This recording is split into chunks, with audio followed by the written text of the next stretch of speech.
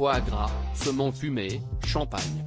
Les présidents de la Ve République ont des goûts plutôt traditionnels pour leurs repas de Noël.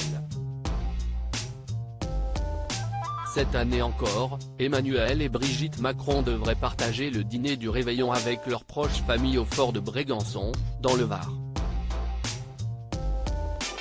L'an dernier, le couple présidentiel avait dégusté une dinde et un chapon de Lique, préparés par le chef du palais Fabrice Desvignes. En 2014, Bernard Vaution, l'ancien toqué aux commandes des fourneaux de l'Élysée, a déclaré à Planet FR que les prédécesseurs d'Emmanuel Macron ont eux aussi affiché des goûts classiques pour leurs repas de fête. François Mitterrand, Nicolas Sarkozy et François Hollande se sont ainsi avérés être de grands amateurs de fruits de mer tout en ne perdant pas de vue la simplicité. Il n'y avait pas d'excès dans le choix des ingrédients, il n'y avait pas de caviar en entrée. Seul Jacques Chirac a fait exception à la règle en commandant des mets davantage pointus. Il demandait souvent une volaille rôtie avec des truffes sous peau et du boudin blanc.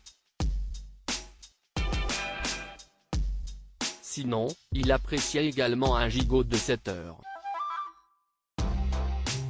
Supérieur à Emmanuel Macron, Nicolas Sarkozy, François Hollande.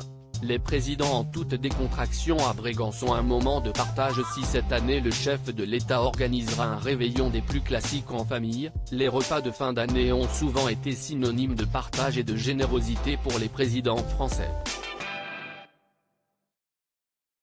En 2019, Emmanuel et Brigitte Macron ont ainsi célébré Noël en compagnie de soldats français stationnés en Côte d'Ivoire. Les troupes ont ainsi pu se régaler avec un festin royal, foie gras, volaille landaise aux morilles, gratin dauphinois, plateau de fromage, gâteau au chocolat et agrumes de Corse. Article écrit en collaboration avec 6 médias Crédit Photo, Elliott Blondet pour Best Image.